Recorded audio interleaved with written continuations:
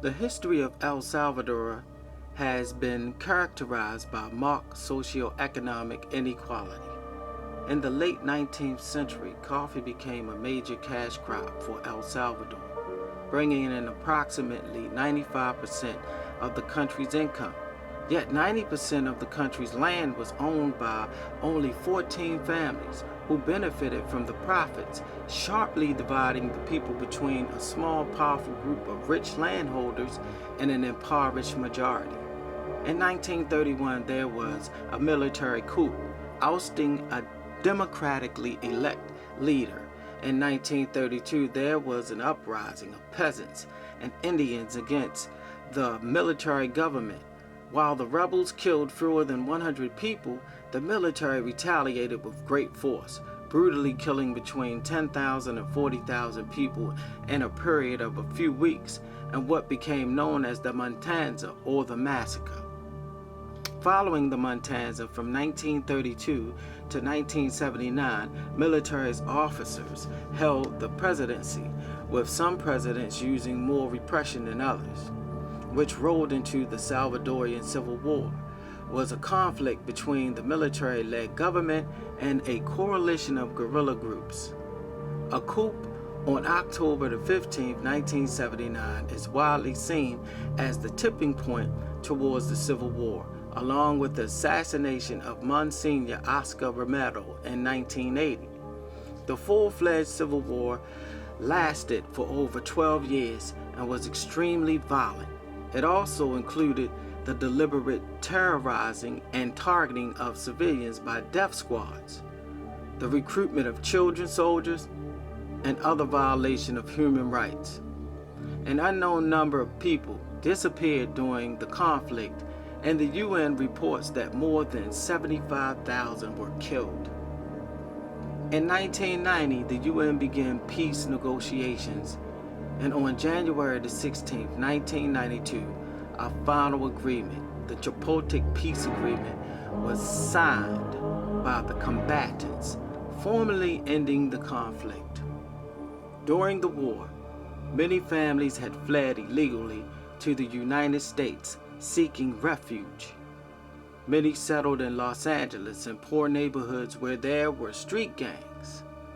It was in Los Angeles that the two major gangs in Central America started: 18th Street and the MS-13 gangs. In a city where gangs already existed, it was natural for these new immigrants to join or create new gangs for defense purposes.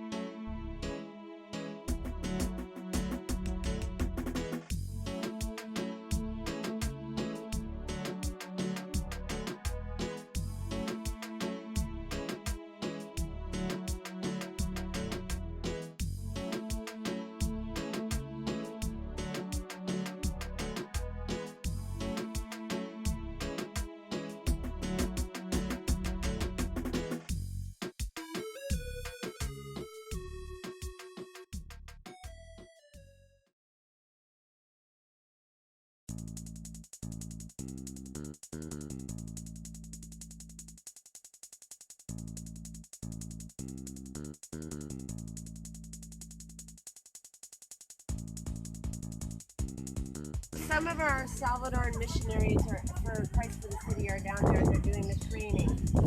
They're the ones in the blue shirts that say CPCI. The adults, so those two over there, Amilcar and Christian, I think that is. And then here is Chamba and Jake. They do this training 3 times a week, and then the rule is you have to be a part of a devotional before you can participate in the training. So what's the name of the soccer school? It's called the Escuela Formativa de Fútbol, which is basically soccer school. Wow. But we make it formativa is a word for values training. So it's like we give values training with the soccer school, and Wow. it's obviously Christian values. And you said most of the kids' parents are gang members? Most of the kids' parents are gang members. So when they come here, this is like a safe place for them? Yes. Okay. Yes, and the gang members themselves say they want their kids to have a better life than they had. Wow. So that's why they send them here. Wow. And how often do they come here? Every day? 3 times a week. 3 times a week. Yeah. Yeah. And soccer's a big thing down here in El Very Salvador. big. So we have very good participation in this. And this is only one of 2 soccer schools that we have. If we had more resources, we would open more.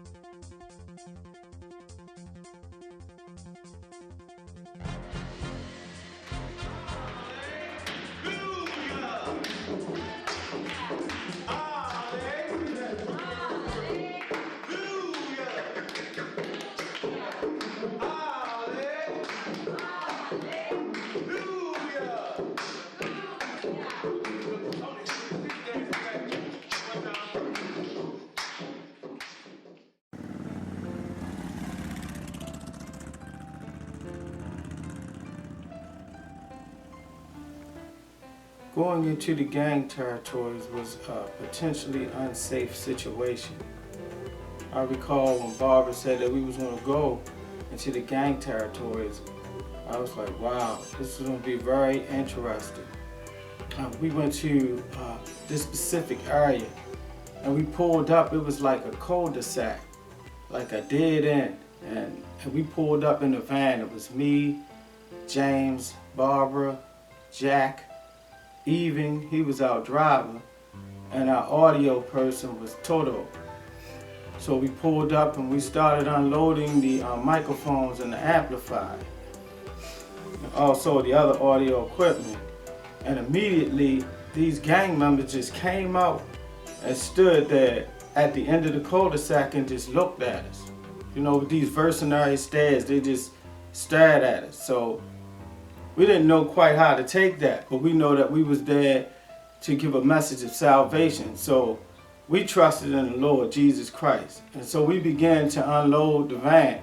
Now it was kind of strange because we were on the street level, but it was like a steps that go down into another level. So I saw it as an underground community. But Barbara later told us these community people live by the train tracks. And so we began to go down, and people began to start coming out their houses. They didn't have any doors or windows. They just had like curtains or just blankets hanging up over where the door would be at. And so they had like this little miniature warehouse that they called their community center. And so we went there, and you know, it was a little uneasy when it first started off, but by the time we opened our mouth and started testifying, of course Barbara, she interpreted for us, and by the time we opened our mouth and testified about who we were and why we were there, and that we came to spread a word of hope and some love of Jesus Christ, by the end of the concert that we did, the people embraced us. It was really amazing to me what God can do. And so that gang was called the 18th Street Gang. Then we had another opportunity on another day for a ribbon cutting ceremony for a community center that was being opened. And they invited us there as well to do a concert. And what we didn't know is that the pastor had already set up a meeting for us with the gang, and this gang was MS-13. So he called us into the community center, and when we walked in, it was at least 10 to 15 what looked like babies. They looked like they was about 11 or 12 years old, you know, with their hats like tilted down over their eyes, and they had their little shirts on, you know, and we just walked in and was kind of caught off guard because he never told us that we were going there to have a roundtable discussion with the gang. And so again, Barbara interpreted for us, and James and Jack and I began to ask questions. I asked one particular question, and I said, what do you guys need? And they said, there's no education here. There's nothing to do. They said, if we can get educations and jobs, that would be great. And I readily recognized with them because of my incarceration for the 10 years that I was incarcerated. And it was a lack of education that I made the decisions that I did. And I encouraged them because the community center opened, Barbara was starting an English class, and also was a gentleman there, he was doing like silk screen printing for t-shirts. And matter of fact, Barbara had on one of the t-shirts, and they did a really good job. So that was like two skill sets that they could acquire to give them hope. And we asked them, would you guys come to the concert? And they said no, they would be in the shadows because, you know, of the conflict with them and the police. They couldn't be out in front like that. So I immediately looked at James and I said, let's give them a mini preview of one of the songs that will touch their heart. And me and James immediately walked up to the front, Barbara interpreted, and we ministered in song. And they really opened up and appreciated that and even embraced us. You know, it was just a wonderful thing that God can do in any situation. And we were able to go and do the concert, and even they allowed us to be a part of the ribbon cutting ceremony. It was just an outstanding experience. But one thing that I learned, that these kids basically don't have no father figures or any education, and so they turn to their own devices to try to live the best that they can. But that's why Christ for the City International has placed himself in that community visible to reach out to them, to tell them that they care. And what I didn't know until afterwards is that the pastor does that every week with them, have them at a roundtable discussion and break bread together. It was called, their famous dish was called pupasa. And so we sat down with them and had some pupasa, and she broke bread with them and also embraced them and showed them how much we cared about them. And they really appreciate that. It was a wonderful high time. For me, it was a life-changing, refreshing experience. That's what it was, yeah.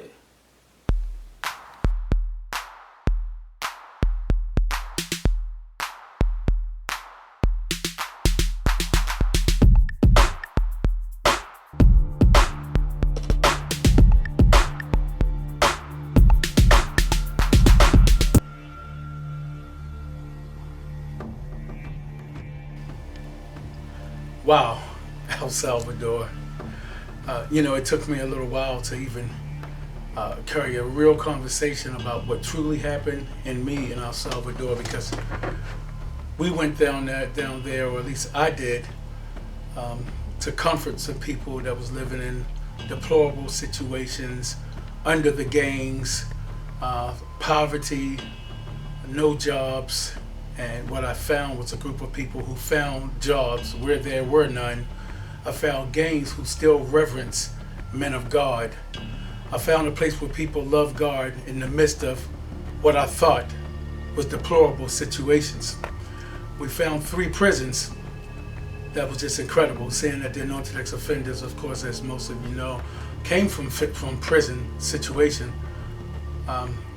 We first of all found a youth prison, or we were called to assignment at a youth prison, who had their own ministry there, young lads, all under 18 years old, who had a board, a pastor, assistant pastor, who laid on their face and prayed for us, hallelujah, and who also was just tied up and wrapped up in God, even during their situation.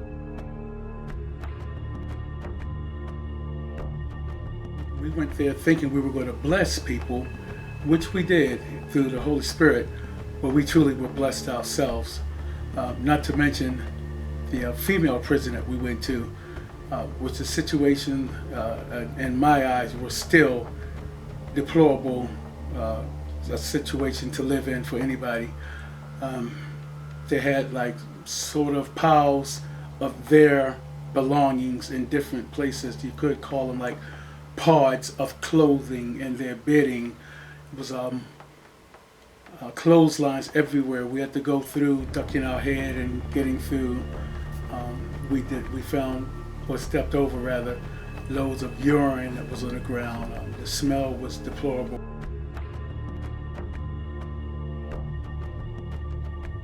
We went to the men's prison, and lines formed before my brother Tommy and myself, and asked them for different requests. And I had a line of people who said they wanted me to lay hands on them to be healed. And I actually, praise the Lord, pretty much tried to get out of it. I told the guy, Alex, who was the interpreter from inside of the jail, let him know that the Bible said that Jesus said, by your faith you are healed.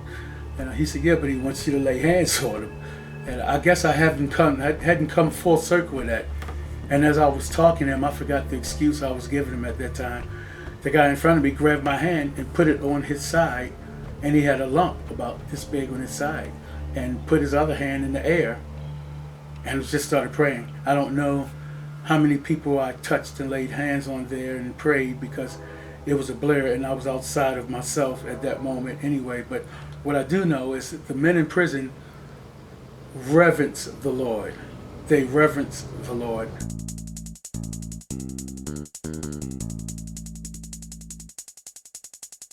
It was a revealing time as we got to know one another very intimately, living in the same place, going from one location to another. We went to over 25 different locations in El Salvador.